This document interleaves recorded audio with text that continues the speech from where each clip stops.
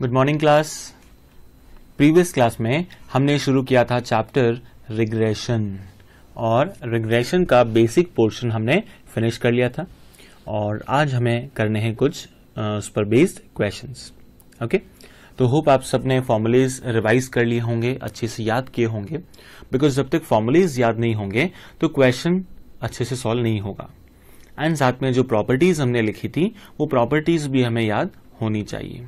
Fine, चलिए उसी पे बेस्ड आज हम क्वेश्चन करते हैं। लास्ट हमने क्वेश्चन नंबर 6 तक डिस्कस कर लिया था, अभी आते हैं हम क्वेश्चन नंबर 7 पे। If regression coefficient of x1y is -1/6, क्या गिवन है हमें? रिग्रेशन कोफिशिएंट किसका? x1y का। तो x1y का रिग्रेशन कोफिशिएंट कौन सा होता है? ये होगा bxy। तो bxy हमें दे रखा है, that is -1/6 and that of y on x का कोफिशिएंट जिसका मतलब है byx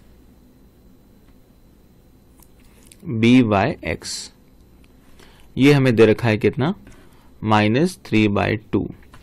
what is the value of correlation coefficient between x and y? तो x और y का correlation coefficient that is r क्या होगा ये हमें फाइंड आउट कर लेना है। सो r का फॉर्मूला हमने जो लिखा था दैट वाज r के क्या लिखा था? Root of bxy into byx ये फॉर्मूला हमने लिखा था। सो रूट ऑफ bxy कितना है? -1/6 इंटू -3/2 -1/6 इंटू -3/2। अब क्या करेंगे? दोनों को मल्टीप्लाई करना है और हमारा उससे आंसर आ जाएगा। कुछ कैंसलेशन होंगे, तो क्या कैंसलेशन हो गया? 3 और 6 को हमने कैंसिल किया, पीछे बचा 1/4 एंड 1/4 का स्क्वायर रूट है 1/2। आंसर पॉजिटिव या नेगेटिव? नेगेटिव। -1/2 और -0.5। Option number D. सबसे इंपॉर्टेंट यहां हमें ध्यान क्या रखना है? प्रॉपर्टी के अंदर हमने लिखा था r bxy and bxy and byx must have same sign. इन तीनों के साइन ऑलवेज सेम होने चाहिए, या तो तीनों होंगे पॉजिटिव या फिर तीनों नेगेटिव। तो इन सब के साइन ऑलवेज सेम होने चाहिए, ये हमें ध्यान रखना है। ठीक है, तो साथ में हमने ज्योमेट्रिक मीन के अंदर भी पढ़ा था इफ ऑब्जर्वेशंस आर नेगेटिव। अगर ऑब्जर्वेशन नेगेटिव है तो उनका ज्योमेट्रिक मीन भी क्या होगा? नेगेटिव होगा। और हम यहां पर बेसिकली क्या करते हैं? रिग्रेशन कोफिशिएंट का ज्योमेट्रिक मीन जब लेंगे तब क्या आता है? Correlation coefficient. So in short all r bxy and byx must have same sign, either positive or negative. Okay, next question number 8. Two regression lines always intersect at means. दोनों regression line कहां intersect होगी? Mean पे। that means x बार और y बार वहां से निकल के सामने आएगा। so this statement is true. option A. 9. What are the limits of two regression coefficient? इन दोनों की लिमिट क्या है? और लिमिट के लिए क्या कहेंगे? पहला ऑप्शन कह रहे हैं no limit, second one must be positive, third one 1 positive and 1 negative, and last one product of regression coefficient must be numerically less than unity. तो देखा जाए तो जो हमारा फॉर्मूला है r equal to root of bxy into byx, तो अगर इन दोनों का प्रोडक्ट 1 से ज्यादा हुआ तो r will exceed 1 which is not possible. तो इसलिए हम ऐसा भी नहीं कह सकते कि कोई लिमिट नहीं होनी चाहिए, लिमिट तो है। और वो लिमिट क्या होगी कि इनका जो प्रोडक्ट है 1 से कम होना चाहिए, बिकॉज 1 से ज्यादा हुआ तो r की वैल्यू भी क्या होगी? 1 से ज्यादा होगी, विच इज नॉट पॉसिबल। और हम ये भी नहीं कह सकते कि ऑलवेज पॉजिटिव ही होगा, because values can be negative also. और 1 पॉजिटिव एंड 1 नेगेटिव तो बिल्कुल ही गलत है, बिकॉज तीनों के साइन ऑलवेज सेम होने चाहिए। So in short final answer is option number D.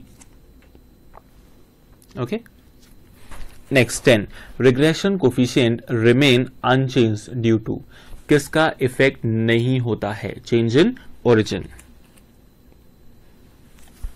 Okay, next, if BYX and BXY are negative, अगर ये दोनों नेगेटिव है तो R क्या होगा, R will also be negative. 12, correlation coefficient R lies between regression coefficient BYX and BXY, R की value क्या इन दोनों के बीच में ऑलवेज लाई करेगी, answer is yes, because R क्या है, ज्योमेट्रिक मीन है इन दोनों का, और कोई भी मीन हम कैलकुलेट करेंगे तो वो ऑलवेज उनकी वैल्यूज के बीच में ही कहीं आएगा, इनसे ज्यादा नहीं हो सकता या इनसे कम नहीं हो सकता, तो R की वैल्यू हमेशा इन दोनों के बीच में ही लाई करेगी। So answer is true. Next is 13.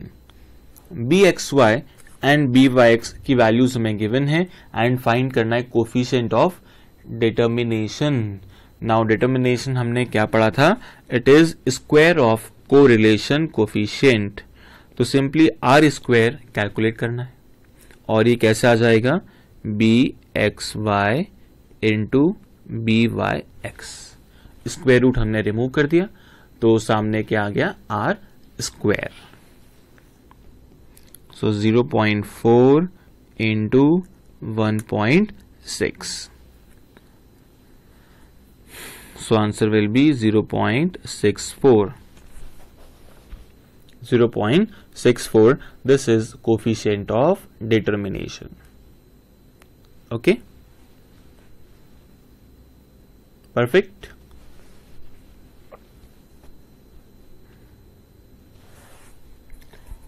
तो ये सारे क्वेश्चन हो गए जो कि हमारी प्रॉपर्टीज पे बेस्ड हैं। अब हम कहाँ मूव करेंगे, अब हम एक सीरीज लेते हैं, सीरीज एक्स एंड वाई, और इन सीरीज से हम पहले कैलकुलेट करेंगे रिग्रेशन कोफिशिएंट्स, कि किस तरह से कोफिशिएंट की कैलकुलेशन की जाती है। ओके, तो चलिए एक एग्जाम्पल हम लिखते हैं।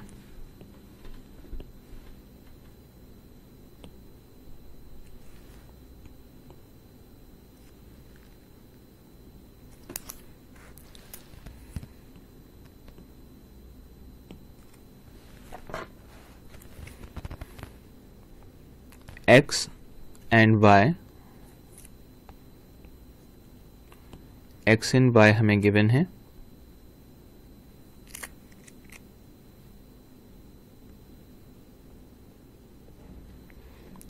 Series X is 2, 8 and 20, 2, 8 and 20.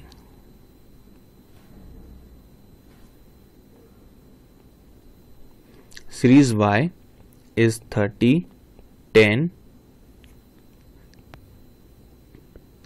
30, 10 and 5. So this is the given series, और हमें इस सीरीज से क्या करना है, हमें फाइंड आउट कर लेना है BXY and BYX। अब BXY and BYX के लिए हमने 4 फॉर्मूलेस लिखे थे, तो उसमें से पहले हम इसे सॉल्व करेंगे using direct method. Direct method, so direct method का फॉर्मूला क्या था वो लिख लेते हैं पहले।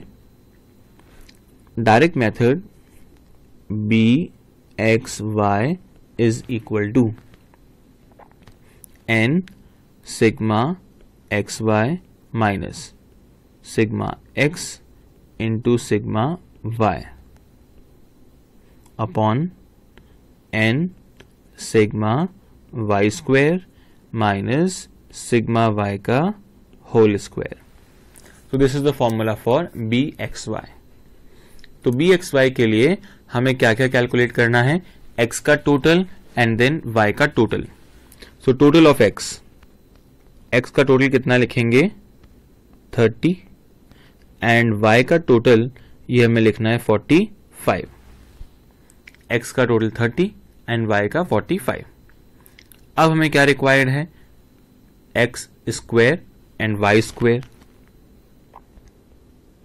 X स्क्वायर Y स्क्वायर और एक और चीज रिक्वायर्ड है, दैट इज एक्स वाई। ये सब हमें कैलकुलेट करना है। सो एक्स का square, 2 square is 4, 8 square is 64 and 20 square is 400। अब इन सब का टोटल दैट इज 468। 468। नाउ अब क्या रिक्वायर्ड है, Y square 900, 100 and 25, total is 1025। X Y, X Y कैसे निकालेंगे, X into Y is 60, 80 and then 20 into 5 is 100, so 240। तो ये सारी रिक्वायर्ड इंफॉर्मेशन हमने कैलकुलेट कर ली है। अब वैल्यूज पुट करते हैं बी एक्स वाई में।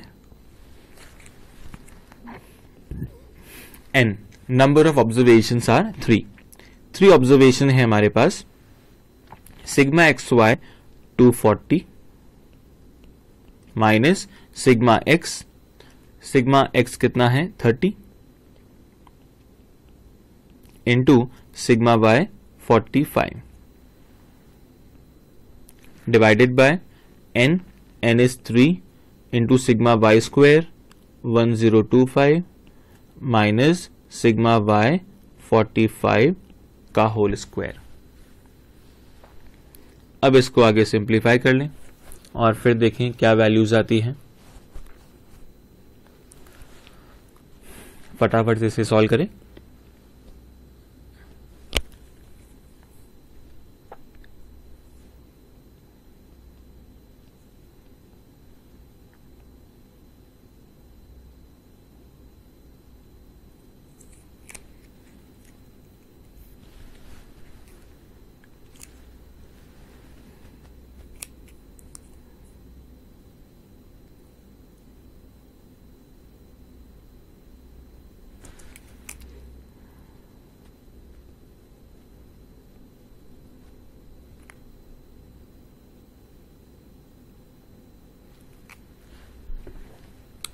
तो यहां से हम कैलकुलेट कर रहे हैं B x Y and B x Y की फाइनल वैल्यू,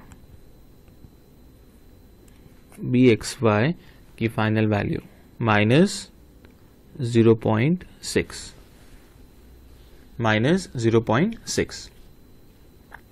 सिमिलरली अब हम क्या फाइंड आउट करेंगे,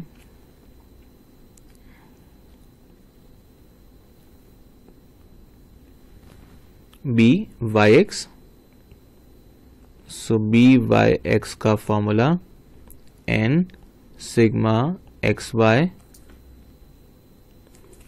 minus sigma X into sigma Y upon N sigma X square minus sigma X का होल स्क्वायर। तो दिस इज द फॉर्मूला। अब सारी values हमारे पास ऑलरेडी अवेलेबल है, सिंपली वैल्यू पुट करेंगे और आ जाएगा आंसर। तो चलिए n कितना गिवन है हमें पुट करते हैं। n is 3, sigma X Y is 240, numerator exactly same है, इसमें कोई चेंज नहीं आएगा। सो माइनस हमें करना था इसमें से minus 30 into 45 divided bye n is 3, sigma x square 468 minus sigma x is 30 का whole square. So this is minus 1.25. Minus 1.25. So this is the value of b y x.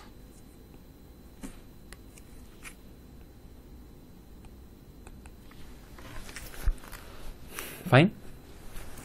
सो अगर हमें series given है तो series की help से हम regression coefficients को calculate कर सकते हैं, B x Y as well as B Y X. Okay,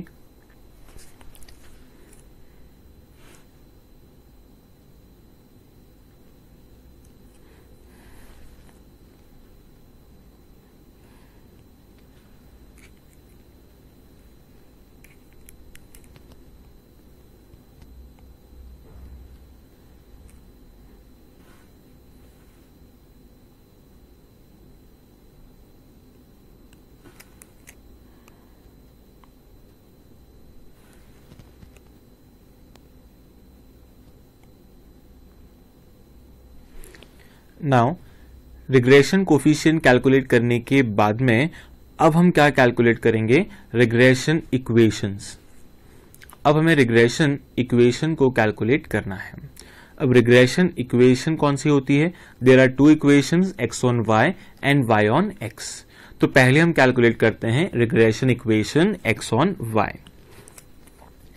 चलिए x on y, x on y equation कौन सी होती है, x on y is x is equal to a plus B Y, x is equal to a plus B Y.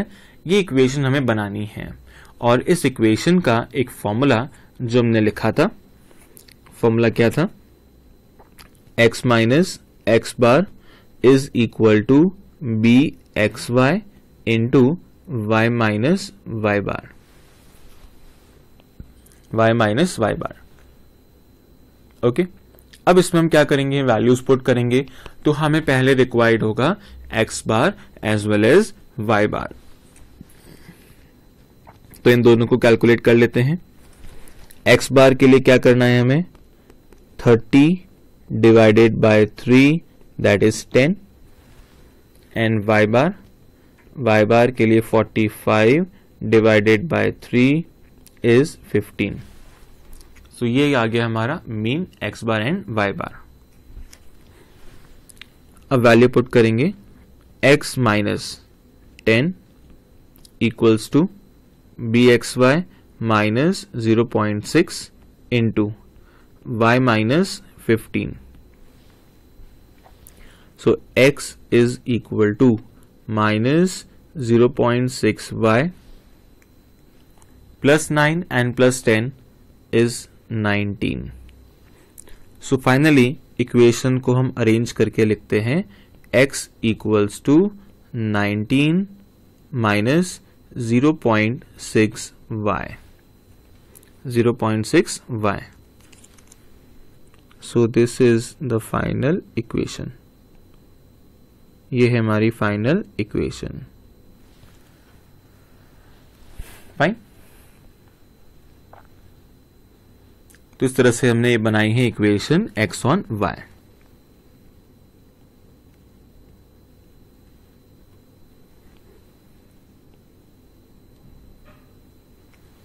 Similarly क्या करेंगे, second equation हम बनाते हैं y on x, y on x। और y ऑन x का format आपको पता ही है, that is y is equal to a plus B X, y equals to a plus B X. अब हम क्या करेंगे, यहां पे फॉर्मूला लिखेंगे,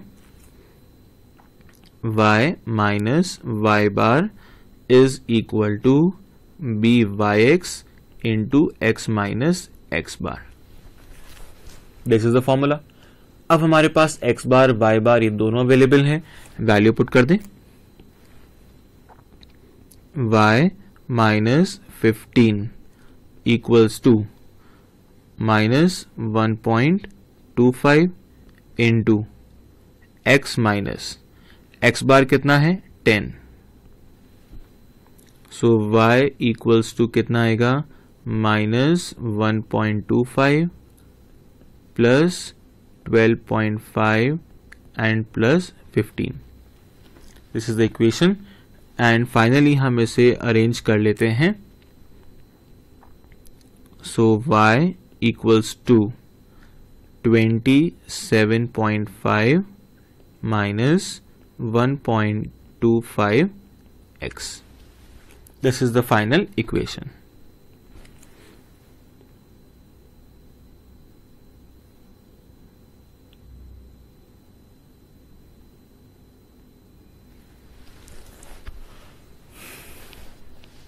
तो इस तरह से हमें बना देनी है regression equation x on y and y on x। ठीक है, तो हमें सिर्फ दो सीरीज गिवन थी, सीरीज की हेल्प से हमने रिग्रेशन कोफिशिएंट फाइंड कर लिया, हमने दोनों इक्वेशंस कैलकुलेट कर ली है। चलिए, अब अगर मान लीजिए अब से ये पूछा जाता है फाइंड कोरिलेशन कोफिशिएंट, तो कैसे निकाल सकते हैं? तो कोरिलेशन के लिए हमने फॉर्मूला पढ़ रखा है, that is R is equal to root of bxy into byx. So minus 0.6 into minus 1.25. Minus 1.25. तो इसको सॉल्व कर लें. 0.6 को मल्टीप्लाई करना है किससे? 1.25 से. तो कितना आता है? 0.75 एंड 0.7 का square root 0.866. So minus 0.866. This is the correlation coefficient. Fine. तो इस एक सिंगल क्वेश्चन में हमने बहुत सारे क्वेश्चंस कर लिए हैं. एक पार्ट अभी हम और करेंगे. फाइन. तो चलिए, सबसे पहला काम हमें क्या करना था? सीरीज से bxy एंड byx निकालना था. तो डायरेक्ट मेथड्स के लिए हमने सिग्मा x कैलकुलेट किया, sigma y, sigma x square, sigma y square and then finally sigma xy. ये 5 चीजें पहले हमने कैलकुलेट की. किसके लिए? रिग्रेशन कोफिशिएंट्स के लिए. फिर हम चाहें तो इससे r निकाल सकते हैं, दैट इज कोरिलेशन कोफिशिएंट. तो ये नेक्स्ट क्वेश्चन बन गया. फिर अगर पूछा जाए find the equations x on y and y on x, तो वो भी हमने यहां पर कैलकुलेट कर ली है. ठीक है. चलिए, अब हम मानते हैं कि अगर आपको क्वेश्चन में सिर्फ एक सिंगल इक्वेशन गिवन है. कौन सी वाली? जो हमने अभी कैलकुलेट की है, x on y. Only x on y, ये सिंगल इक्वेशन हमें क्वेश्चन में दे रखी है. ठीक है. अब फाइंड क्या करना है? और क्वेश्चन ने कह दिया find the value of bxy. तो क्या आंसर करेंगे? क्वेश्चन ने कहा है find the value of bxy. तो हमारा आंसर क्या होगा, ये आपको बताना है. चलिए, answer is very very simple. इस इक्वेशन में जो y के पास में वैल्यू रखी है, जो वैल्यू ये y के पास में है, दैट इज माइनस 0.6. इसी को हम क्या कहेंगे? bxy. तो सीधा हमने इक्वेशन को देख के आंसर निकाल लिया, माइनस 0.6. एंड सिमिलरली दूसरी इक्वेशन अगर दे रखी है y ऑन x वाली, तो उसमें भी ऐसा ही है. x के पास में जो वैल्यू है, दैट इज माइनस 1.25. इसको हम क्या कहेंगे? byx, minus 1.25. तो इस तरह से हम वैल्यूज कैलकुलेट कर सकते हैं रिग्रेशन कोफिशिएंट्स की. ठीक है. तो एग्जाम में ऐसे क्वेश्चन कई बार रिपीट होते हैं, तो हमें ध्यान रखना है ऐसा क्वेश्चन बहुत सिंपल है, हमारे माइंड में आ सकता है एग्जाम में. कितना सिंपल क्वेश्चन इंस्टीट्यूट क्या हमसे पूछ सकती है? तो आंसर इज यस. बहुत सिंपल क्वेश्चन कई बार पूछे जाते हैं और हम उसे छोड़ के भी आ जाते हैं. इतनी बड़ी हमारी गलती हो जाती है एग्जाम में. आपको ऐसी गलतियां नहीं करनी है. एक एक बेसिक से बेसिक कॉन्सेप्ट पता होगा तो अपने आप आपसे सारे क्वेश्चन सॉल्व होंगे. फाइन. अब चलिए, लास्ट पार्ट जो हमें डिस्कस करना है, that is if value of y is 10, then find the value of x. अगर y की वैल्यू हमें पता है और x की वैल्यू हमें फाइंड करनी है, तो कैसे फाइंड आउट होगा? तो उसके लिए हमें इक्वेशन के अंदर y की वैल्यू पुट कर देनी है, तो x की वैल्यू आ जाएगी. क्या करना है? इक्वेशन में y की वैल्यू पुट करेंगे तो x की वैल्यू आ जाएगी. बट द पॉइंट इज, कौन सी इक्वेशन में वैल्यू पुट करनी है? x ऑन y या y ऑन x? बताइए. अब काफी स्टूडेंट आंसर करते हैं कि किसी भी इक्वेशन में पुट कर दें, आंसर तो आ ही जाएगा. But this is the wrong answer. हमें क्या करना है? y फाइंड करना होता है तो y on x, and x find करना है तो x on y. Last class में हमने डिस्कस किया था, तो वही कंसेप्ट आपको यहां पे यूज करना है. So y is given and x calculate करना है. So use the equation x on y. तो x ऑन y में इसे पुट कर देते हैं.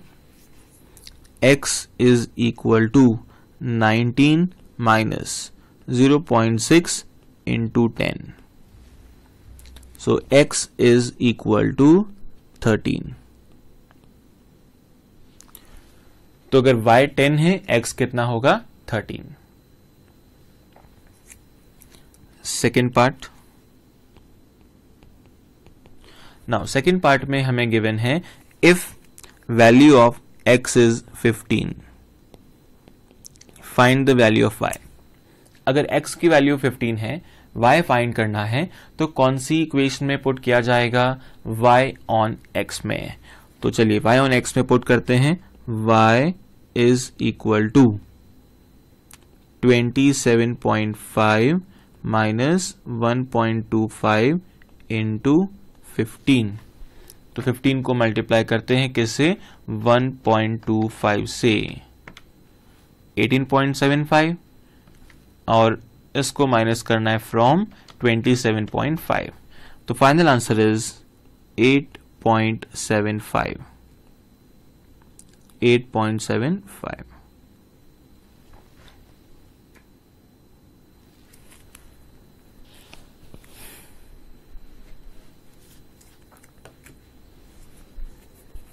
तो इस एक क्वेश्चन में हमने बहुत सारे पार्ट्स एक साथ में डिस्कस कर लिए हैं।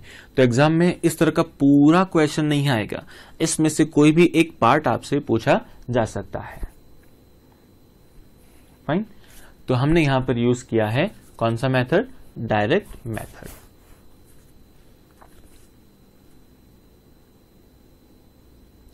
अब इसी क्वेश्चन को हम चाहें तो शॉर्टकट से भी सॉल्व कर सकते थे। कैसे कर सकते हैं? शॉर्टकट से हमें अज्यूम करना पड़ेगा x सीरीज में से किसी को एक वैल्यू को हमने अज्यूम कर लिया, एंड y में से भी हमने अज्यूम कर लिया। देन उसके बाद dx dx square, dy dy square and dx dy, ये 5 चीजें हमें कैलकुलेट करनी है और फिर फॉर्मूले में डाल देनी है। तो सारा प्रोसेस बिल्कुल वैसा ही है, उसमें कोई बदलाव नहीं है, कोई चेंज नहीं है। ठीक है।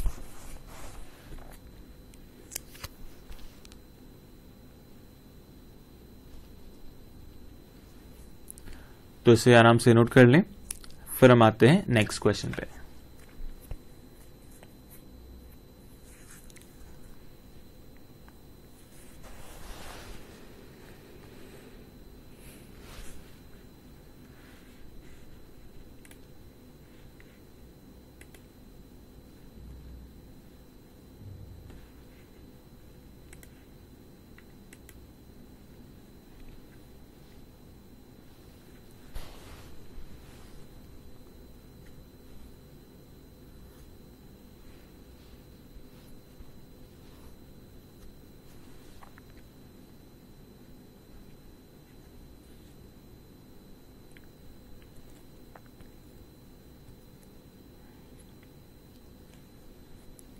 तो इस एग्जाम्पल को एक बार फिर से रिवाइज कर लेते हैं, ताकि इसमें हमारे बहुत सारे क्वेश्चन इसी पे बेस्ड है, तो वो सारे क्वेश्चन आपसे अब इजीली हो जाएंगे। तो एक बार फास्ट रिविजन और कर लेते हैं। सबसे पहले स्टार्टिंग में हमें गिवन है series x and series y। दोनों सीरीज को हमने पहले क्या किया? उनका सम फाइंड आउट किया, that is sigma x 30 and then sigma y 45। Then bxy and byx को कैलकुलेट करने के लिए हमने कैलकुलेट किया x square, y square and then xy। ये तीनों चीजें हमने फाइंड आउट कर ली। ये फाइंड आउट करने के बाद में bxy का फॉर्मूला एंड byx का फॉर्मूला हमें यूज करना था। ये फॉर्मूला यूज करते ही हमारे पास क्या आ गए? दोनों रिग्रेशन कोफिशिएंट्स। और दोनों रिग्रेशन कोफिशिएंट जब कैलकुलेट होंगे तो हमें एक बार चेक कर लेना है, दोनों के साइन सेम होने चाहिए। अगर एक पॉजिटिव और एक नेगेटिव आ गया है, that means there is something wrong, कुछ कैलकुलेशन मिस्टेक कहीं ना कहीं पे हो रही है। ओके, तो दोनों के साइन सेम होने चाहिए। फिर हमने x1 y को फाइंड आउट करने के लिए x1 y का फॉर्मूला लिखा, x minus x bar is equal to B x Y into Y minus Y bar, और सारी वैल्यूज उसमें पुट कर दी। तो उससे क्या बन गई? Equation x1 y। सेम हमने y ऑन x के साथ भी किया, y minus Y bar is equal to B Y X into x minus x bar. तो यहां से भी हमारी इक्वेशन आ गई, that is y on x। ये दोनों को कैलकुलेट करने के बाद में क्या किया हमने? कोरिलेशन कोफिशिएंट कैलकुलेट करना था, तो root of bxy into byx। और एट लास्ट में हमें कुछ एस्टिमेट करना था। If x is given, y estimate करना है, तो यूज करेंगे y ऑन x। और अगर x फाइंड करना है एंड y इज गिवन तो यूज करेंगे x ऑन y इक्वेशन। ठीक है,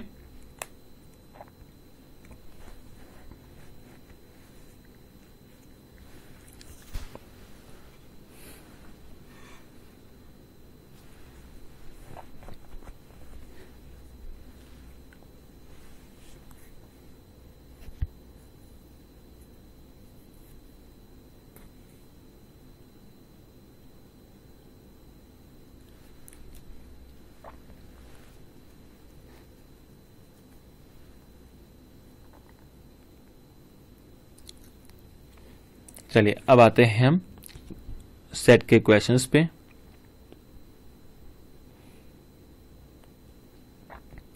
अप टू क्वेश्चन नंबर 13 हमने फिनिश कर लिया था। Now next is question number 14। 14 में क्या गिवन है? The correlation coefficient between x and y is -1/2। सो -1/2 क्या है? Correlation coefficient, that means r। r हमें गिवन है।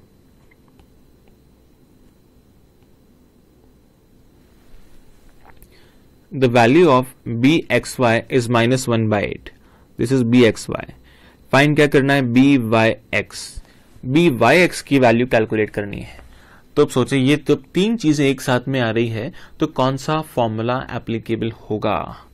Answer is simple, r equals to root of bxy into byx।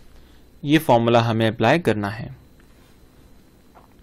तो -1/2 equal to root of bxy is -1/8 into byx।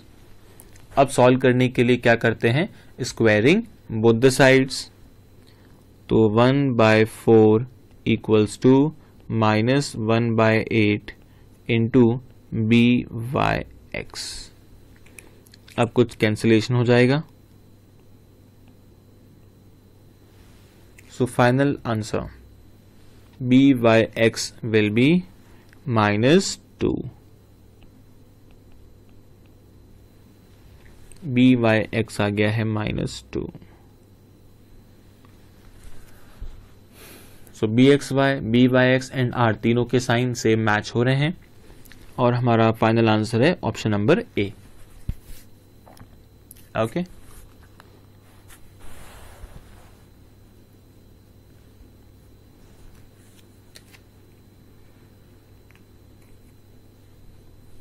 Next question number 15। अब यहां पे given क्या है? Given x bar is 16, Neeta x is 4.8, y bar is 20 and theta y is 9.6।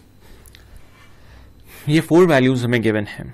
Coefficient of correlation between x and y, that means r हमें दिया है 0.6। What will be the regression coefficient of x on y? x on y का regression coefficient, that means bxy, ये हमें calculate करना है। bxy हमें find out करना है। अब ये फाइंड आउट कैसे होगा? तो देखिए, when r theta x and theta y is given, ये फॉर्मूला हमने लिखा था।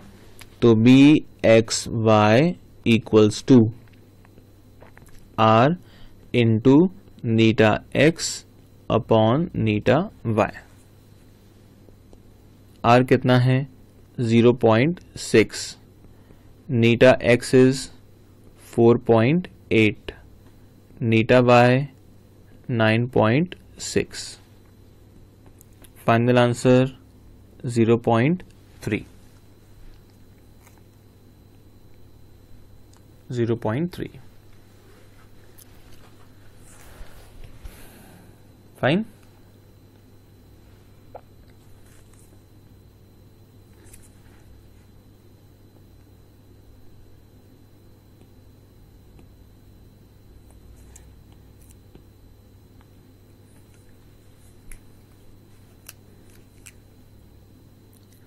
Next is 16.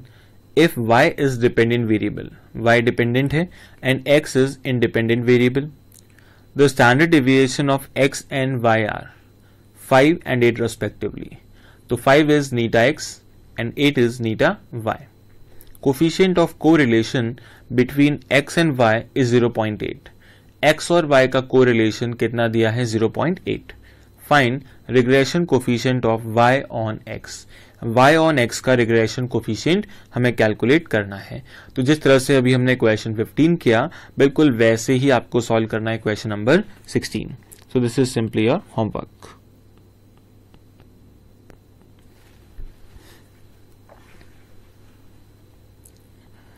नेक्स्ट आते हैं हम क्वेश्चन नंबर 17 पे. You are given the following data. x and y, इन दोनों के लिए हमें डेटा गिवन है. This is for x and this is for y. Now arithmetic mean of x, ये हमें दिया है x बार एंड y के लिए y bar. Standard deviation Neeta x and theta y, और at last correlation that is r.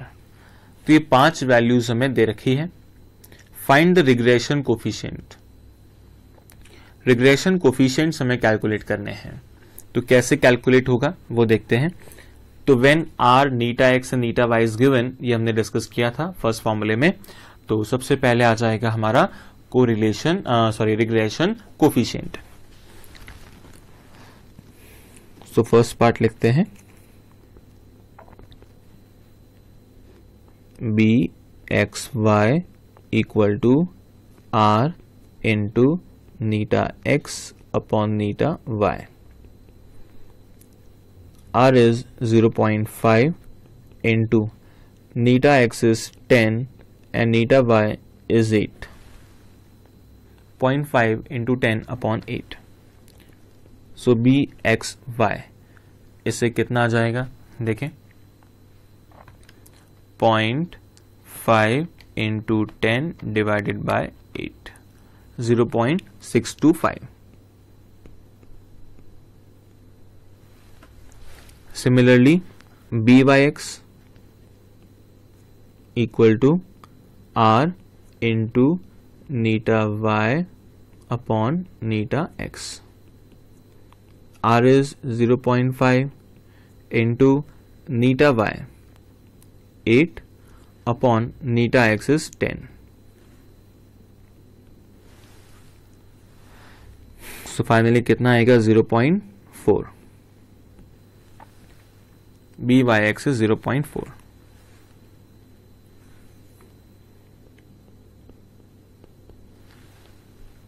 Now second, find the two regression equations. दोनों equation हमें calculate करनी है. अब दोनों रिग्रेशन इक्वेशन को फाइंड कैसे करना है? तो फॉर्मूला हमें पता है. First is x on y. x on y के लिए x minus x bar equal to B x Y into Y minus Y bar. x bar कितना गिवन है? 40. x bar is 40 equal to B x y अभी हमने find out किया 0.625 into Y minus Y bar is 80.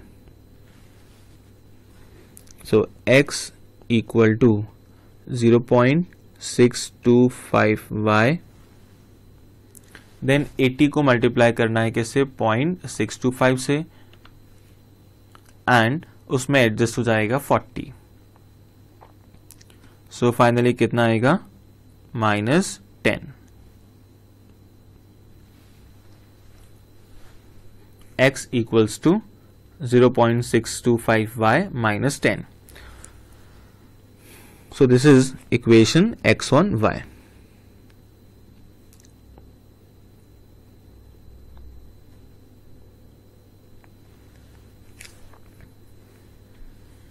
Okay, इसी तरह से हम find करते हैं equation y on x, y on x,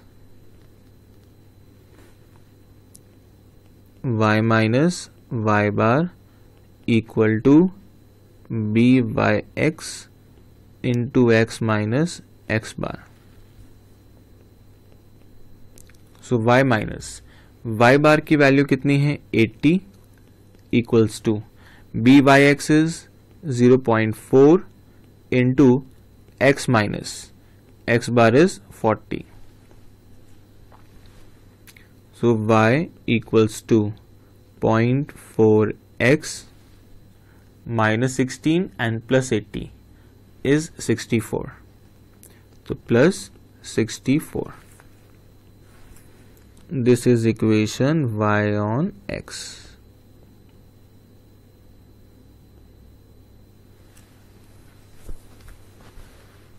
Okay.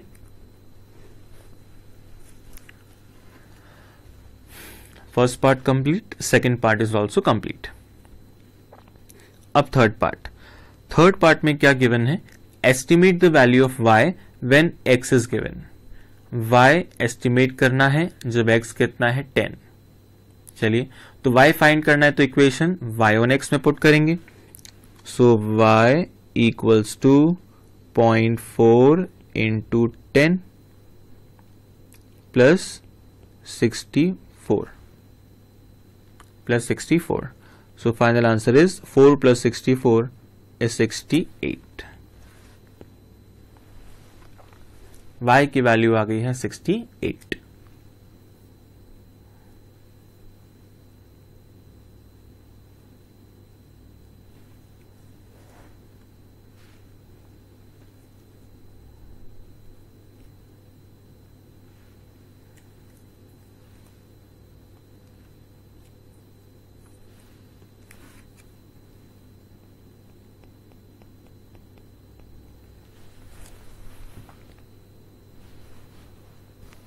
Fine.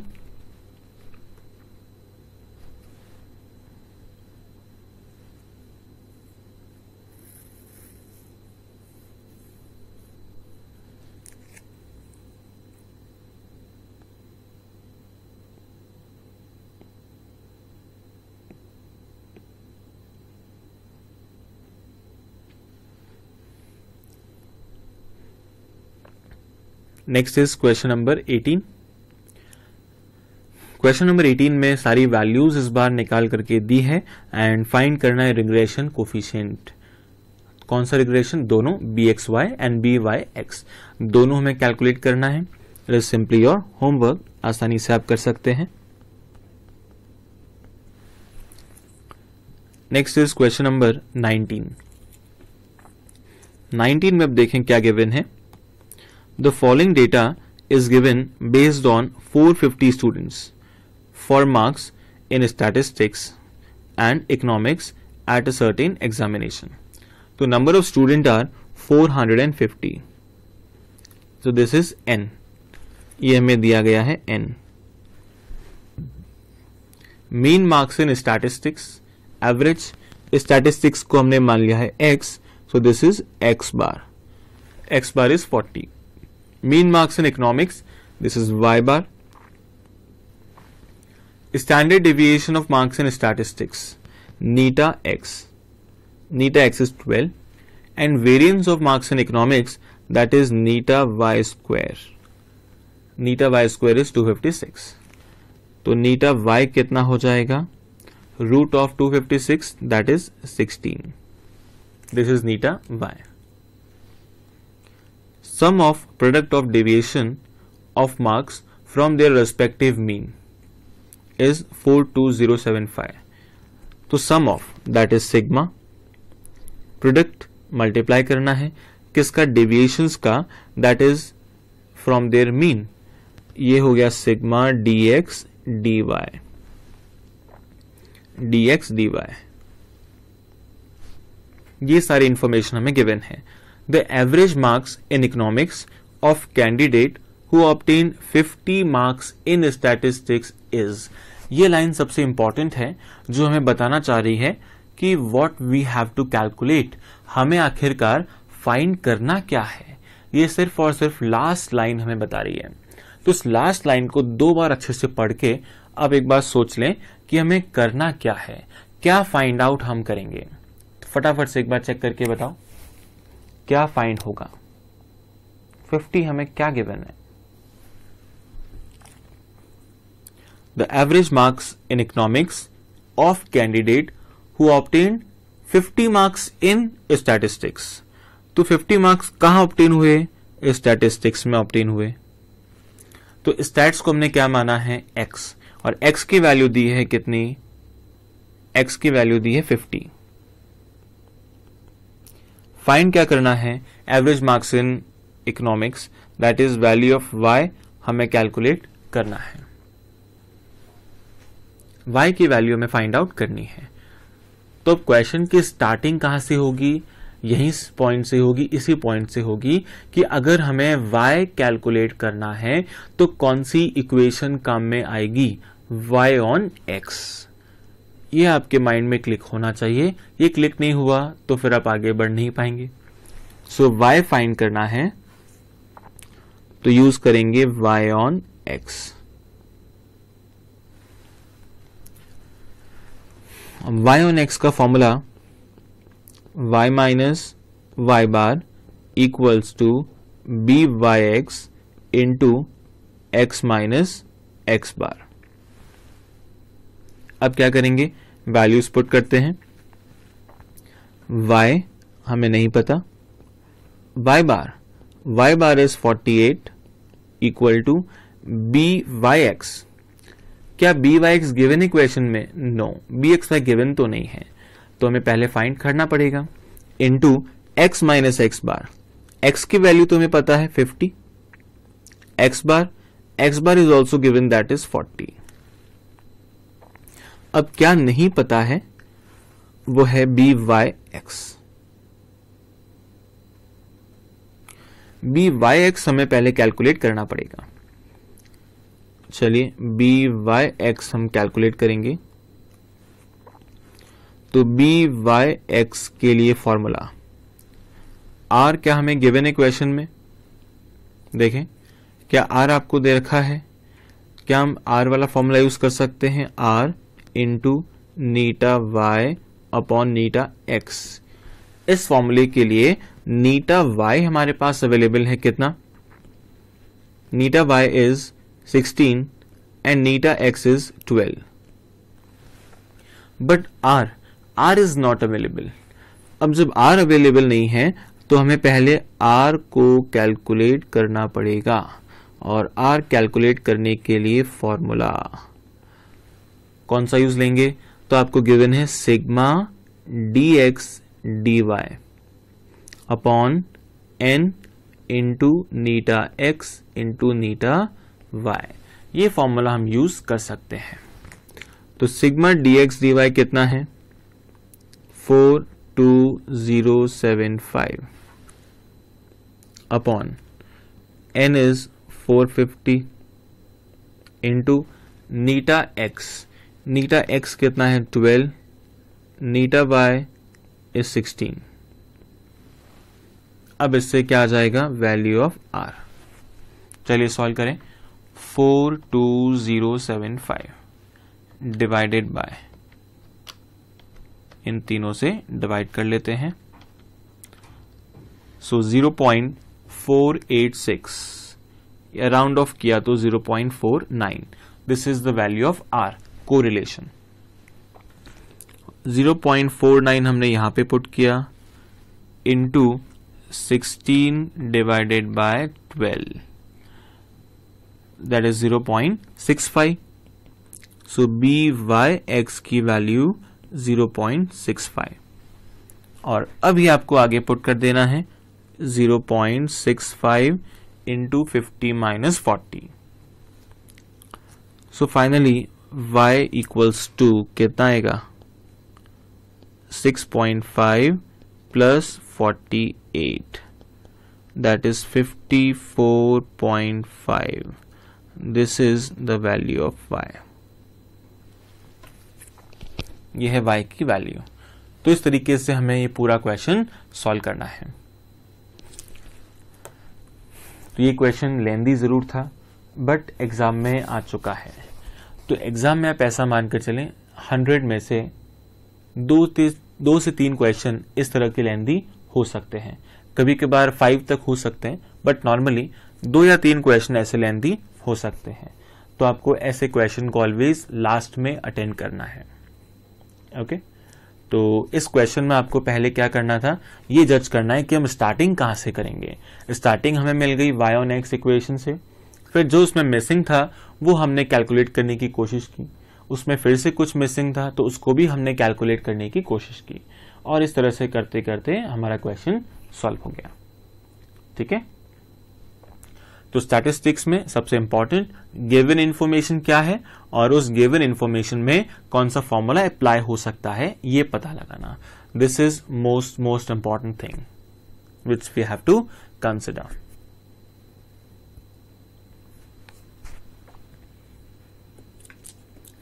Note कर लें इसे।